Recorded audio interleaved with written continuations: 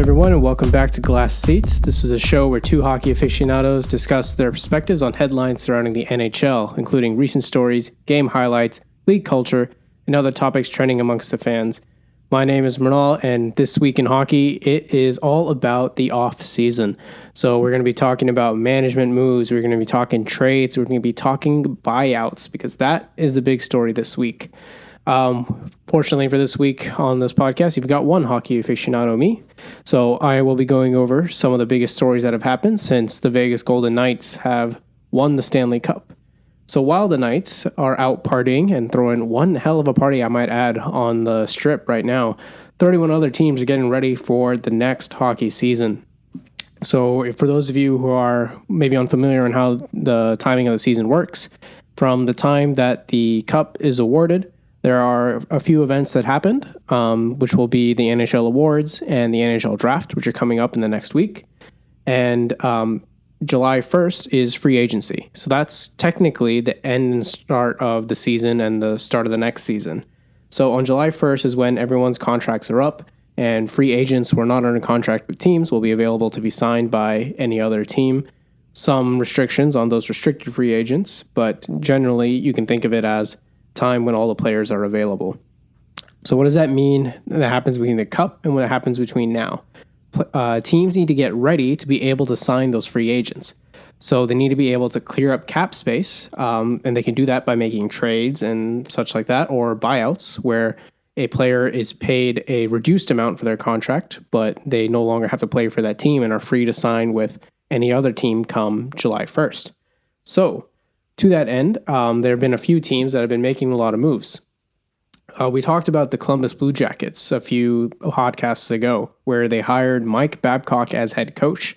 And we talked about how this season is kind of a little bit more desperate for them, especially we talked about general manager Jarmo Kekalainen wanting to make a big move. So Columbus has also been really active and has been trading for defensemen, has been trading goalies. A lot of players have been moving around there, and Columbus really looks to be beefing up their team for next season. So those kind of moves are going on, but the one I want to talk about, and this will tie into Columbus later, is Oliver Ekman-Larsson, the defenseman, has been bought out by the Canucks. He had 4 years left on his contract. He will now be paid $19.5 million over the next 8 years in order to clear up some room for Vancouver. And essentially, he's paid $19.5 million to no longer play for the Canucks. So why is his contract so high? He was owed more than that and had only 4 years left. And the way the buyout works, it extends the time but reduces the cap hit. So now has varying cap hits based on the percentage of salary he's owed each year, but it goes up to $4.7 million at its highest point over the next 8 years. Also notable that when Oliver Ekman-Larsson was traded from the Arizona Coyotes to the Vancouver Canucks, they had retained on his salary, expecting that to be, I think he had 7 years left at the time of the trade.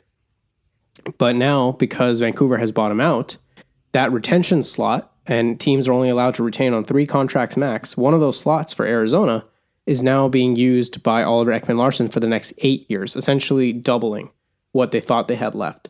So Vancouver's decision has affected Arizona here. But the real kink this throws into the works is how this affects defensemen come free agency. Oliver Ekman-Larsson is now on the table. Now, granted, Oliver Ekman-Larsson has an injury history, and since coming back from injury, he has not been great. He ended this past season with only 2 goals and I think 22 points. And for someone who was paid several $1 million, that's not great. But now the thing is, a team has an opportunity to sign him for cheap.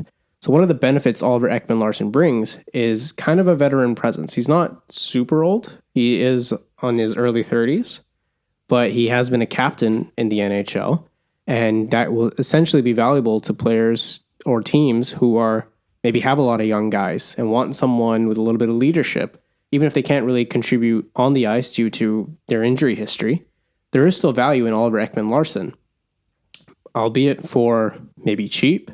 So it's a question of what is he worth to another GM. And in free agency, there's several of these veteran defensemen that are kind of available. You can talk about John Klingberg. You can talk about Matt Dumba. The other big piece is Erik Karlsson in San Jose, who had a killer season on a terrible team. Erik Karlsson might win the Norris Trophy. Very likely will win the Norris Trophy. But San Jose was nowhere near the playoffs. They were in draft lottery contention. So Karlsson wants a trade. San Jose wants to trade him. So even though he's not a free agent, Karlsson might be available on the market. So now, if you're a team out there looking to upgrade on defense, whether that's offensive capability, whether that's leadership, you have a lot of names available. The thing about Oliver Ekman-Larsson, though, he might be willing to take it for cheaper because he's already getting paid this $19.5 million over 8 years from Vancouver to not play for them. And he might be okay signing a league minimum contract, which is very, very interesting in a league that has a flat cap.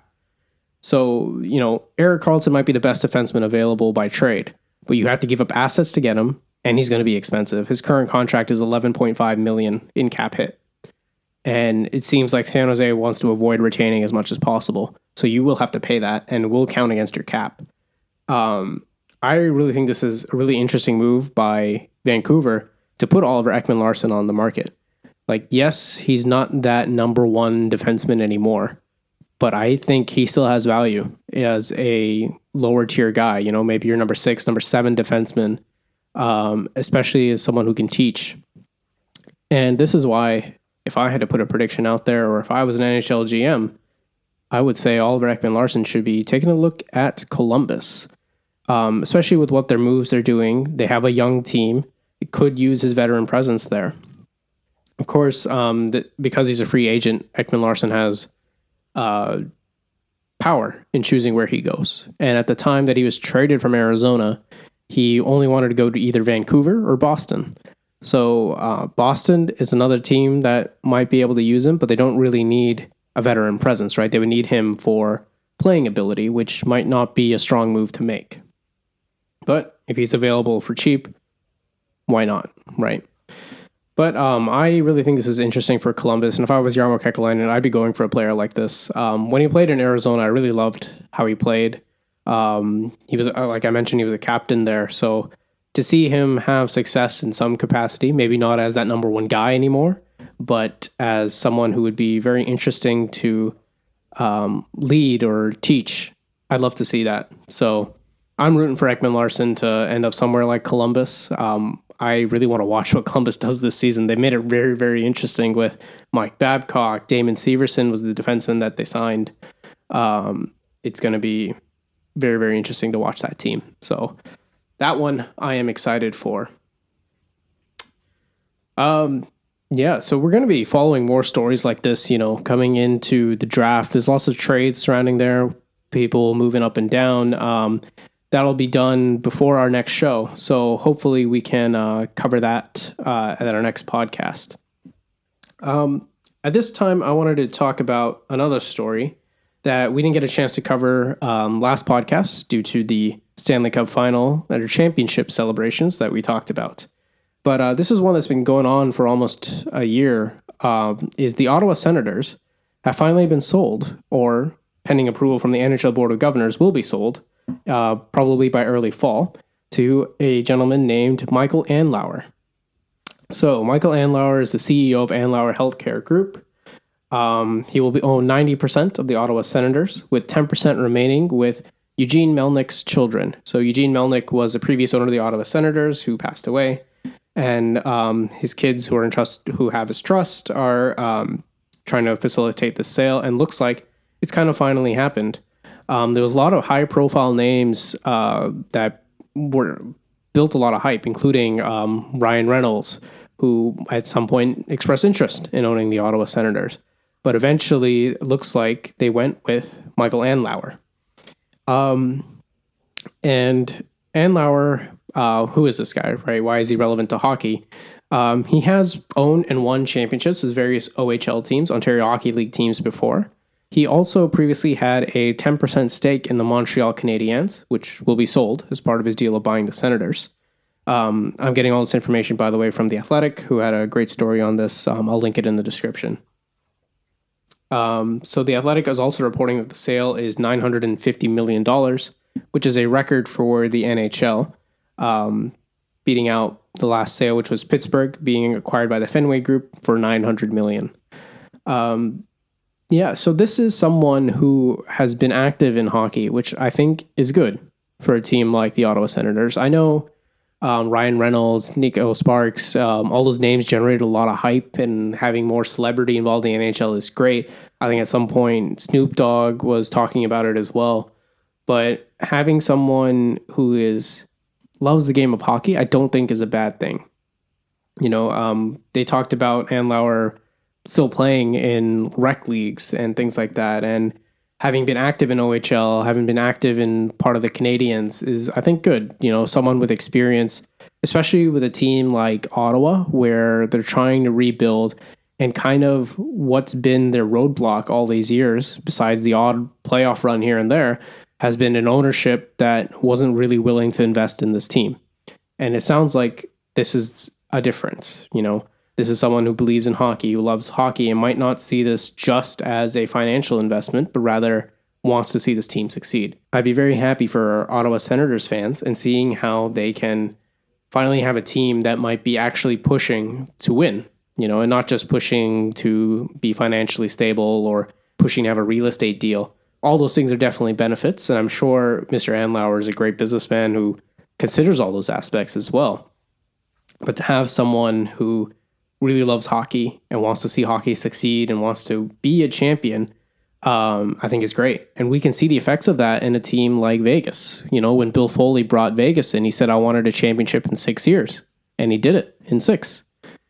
So having an ownership really push to win, I think, is the way to success in the NHL. And like I mentioned a whole bunch in last podcast, the way Vegas won their championship, I think, is a great turning point.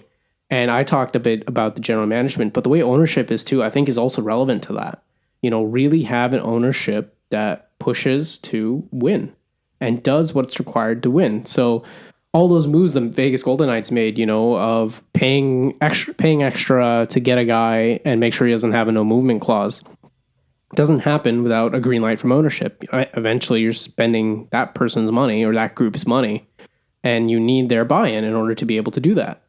So I think so far so good from what I've seen from Andlauer. And this is, of course, like I mentioned, pending approval by early fall. So hopefully they'll be approving this and we can see a competitive Ottawa team in the near future. I know they've been predicted to be in the playoffs the past few years and have either come close, just missed. We saw what Matt Tkachuk did this year. I want to see what the other Tkachuk brother can do, and Brady. So the Senators are an exciting team. And, if they take Erik Karlsson back, that'd be cool too. A little bit hoping for that to happen because I loved Erik Karlsson in Ottawa. He came over to San Jose, was not the same guy, just injuries and all of that. But he looks to be back in form, and seeing him back in that Sens jersey would just kind of feel right. San Jose isn't the place for him right now. San Jose is rebuilding, but Karlsson wants that championship. So maybe he can come back to Ottawa with new ownership and new hope, and wishing him all the success out there for the Senators. I think that's all we're going to talk about for this episode. Kind of a short one today, but a lot of exciting things going on in the NHL the next week. We got NHL awards coming up, so we'll talk about MVPs, Norris candidates, Selke candidates, all those kind of things. We can talk about the draft that is also coming up a few days after that, and then all of that leading into free agency July 1st. If you are a fan of team management, this is the season for you. This is going to be super exciting, so keep it tuned on this feed for Glass Seats. We're available on Apple, Google, and Spotify.